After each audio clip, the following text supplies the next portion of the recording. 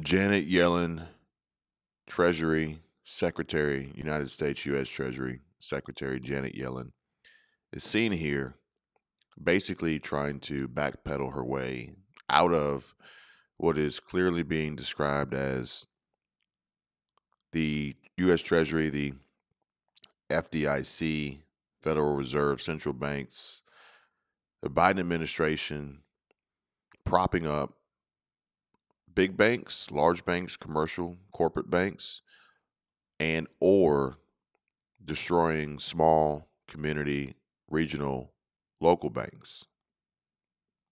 Check this out. Fed board, and I, in consultation with the president, determined that the failure to protect uninsured depositors would create systemic risk and significant economic and financial consequences. So what is and your we plan? made that determination. Right. So what these is two your banks. plan to keep large depositors from moving their funds out of community banks into the big banks? So, as you can about to see from this video, he's about to say exactly what I said maybe 2 days ago, 3 days ago on a previous video of what the overall banking system, monetary system, central banks plan is to incite bank runs on smaller banks, community banks that most people had a lot of faith and trust in an attempt to move all that money to the larger banks. Concern you're about to accelerate that by encouraging anyone who has a large deposit in a community bank to say, we're not going to make you whole, but if you go to one of our preferred banks, we will make you whole. Now, this is in direct relationship to the FDIC depositor insurance of $250,000, $250,000, with the statement that Janet Yellen came out with saying that there's no guarantee that we will honor and protect depositors in smaller banks like we did with Silicon Valley Bank, where we actually guaranteed depositors over the $250,000 amount. But there's a reason for this. Look, I mean, that's certainly not something that we're encouraging. That is happening right now. That is happening because depositors are concerned about the bank failures that have happened and whether or not other banks could also No, fail. it's happening. I mean, depositors are concerned, but now they're even more so concerned because the Treasury is coming out and saying that the smaller banks may not be covered. They may not be protected. Because you're fully insured no matter what the amount is if you're in a big bank. You're not fully insured if you're in a community bank. Well, you're not fully insured. And you were at Signature, and it just barely met that threshold. You were at Signature. Well, we felt that there was a serious risk of contagion. And this feeling of serious risk of contagion is actually going to spread. As we go through some of the slides I have here to show you guys, you'll see. That could have brought down and triggered runs on many banks. And that's something, given that our judgment is that the banking system overall is safe and sound, depositors should have confidence in the system, and we took these actions. So is there any discussion? So they took these actions, and this is more than likely part of what happened in this secret meeting at Jamie Dimon's apartment where all these big wigs and executives and world leaders or national leaders for this point, which we have to understand and know that they are having these conversations and discussions globally. But in this particular situation, they have come up with this plan that I told you guys about that we wouldn't know exactly what it was, and they're implementing it. They're trying to execute this plan. And all that means is that eventually we're going to see the elimination of the dollar as we knew it, quite possibly the extinction of smaller local community regional banks, moving forward towards what I predicted would be all the big corporate Wall Street commercial banks before there being just one central bank. Now, originally I thought that the Wall Street banks, the commercial banks, are going to absorb and acquire the smaller banks, but it seems like maybe this is going to be twofold. Well, we may see some mergers and acquisitions, but we also may see some complete failures as the U.S. Treasury is going to incite panic and fear in these account holders and make them want to move their money. That special assessment would only apply to the larger banks, or was it always assumed the special assessment would cover every bank, including rural banks in my state? Just going to have to move on. If we have a collapse of the banking system and its economic consequences, that will have very severe effects on banks in Oklahoma that will also be threatened. I'm just worried about the long-term We are going to have to consequences move on our on. banks. Now, the real question I have is who's the voice? We're going to have to move on because I can guarantee you that he was involved in this as well. He knows what's going on, and he doesn't want this to go any further with this discussion and this conversation to interrupt their plan. But folks, as we can see here, this is already actually starting to happen, and we're about to see and witness just how bad things are going to get. Again, globally, Australia, here it is, ANZ not letting people withdraw their money. Other banks will soon follow soon. And this is a ploy to get rid of cash and make us uncontrollable as per the WEF and United Nations. The WEF, the World Economic Forum, and the United Nations, the UN, orders to put us all on a CBDC, a central bank digital currency, and social credits. Daily Mail, major Australian bank to end cash withdrawals from its branches. One of Australia's big four banks has confirmed that some of its branches will no longer allow customers to withdraw money. And this is major bank to end cash withdrawals from its branches as the end of paper notes looms. It is happening. Why? Clear. They're losing control. They're afraid. They're panicking. They're worrying. And they're actually saying it here. Check it out. Where do we stand? We central bankers, we have been operating as a monetary anchor in relation to the commercial banks and the private money. If we are not in that game, if we are not involved in experimenting, in innovating in terms of digital central bank money, we risk losing the role of anchor that we have played for many, many decades. And we have historical examples of period where the central bank monetary anchor was not there, and that precipitated crisis after crisis. That certainly was the case at the time of the free banking in the 19th century. Do we want to go back to those days? Probably not. I would say certainly not from our vantage point, as a result of which we have to respond to the demand for those digital payments in order to maintain the role of anchor that we have been playing regularly.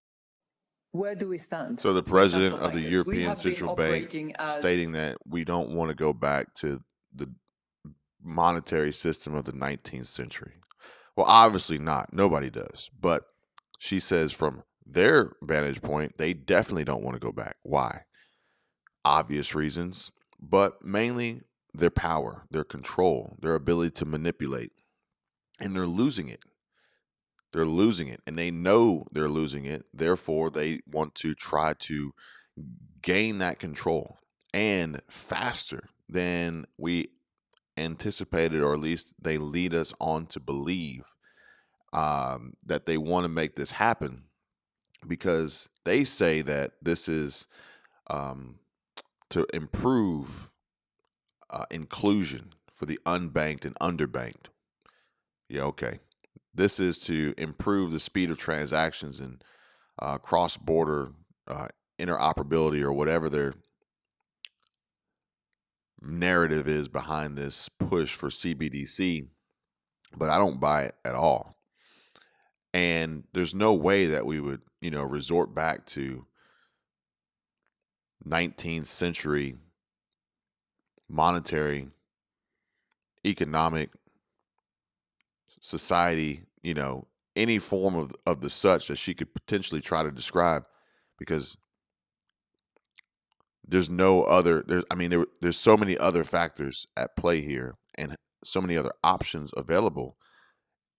That would literally be like saying that currently at this point in time today, we are operating at, a point of which of the 19th century, which is not true. They're just trying to say whatever they can say to justify whatever they want to do, for at the end of the day to have the ability to track, trace, tax, control. They mention that this is helping or potentially a tool for them to reduce money laundering and trafficking. But we have to understand that if that's the case for criminals, then what would it also be for those who are not? The power would still exist. The opportunity would still be there. Don't be fooled. Central bank digital currencies aren't just another form of digital money.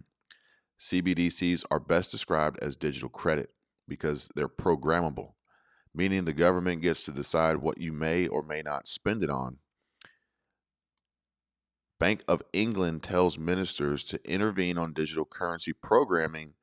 Digital cash could be programmed to ensure it is only spent on essentials or goods which an employer or government deems to be sensible.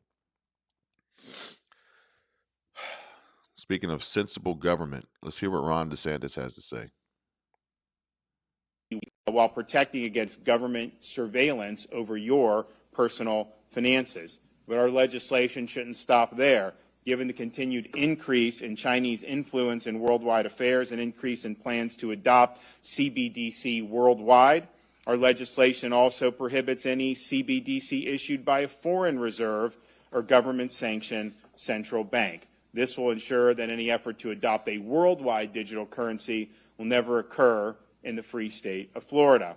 And finally, I'm calling on like-minded states like Florida to adopt similar legislation into their uniform commercial codes and to reject any changes to their uniform commercial code that would formally recognize a central bank digital currency. And I've already spoken with Lieutenant Governor of Texas, who's ahead of the Senate in Texas. I do believe Texas is going to do something similar to what Florida does. And if we can get a groundswell of states to say no, we are not going to turn over this power to you. I mean, look, ultimately, cash is king. I mean, if you can hold it in your hand, you have power over that. The minute it's all digitized, somebody else is going to have control over that. And it's just a question of, are they going to let you live your life? Or are they going to decide to do things to circumvent what you want to do? And think about what we've already seen. In Canada, you remember when the truckers were protesting the vax mandates, they had banks. Some of the government froze some of their banks.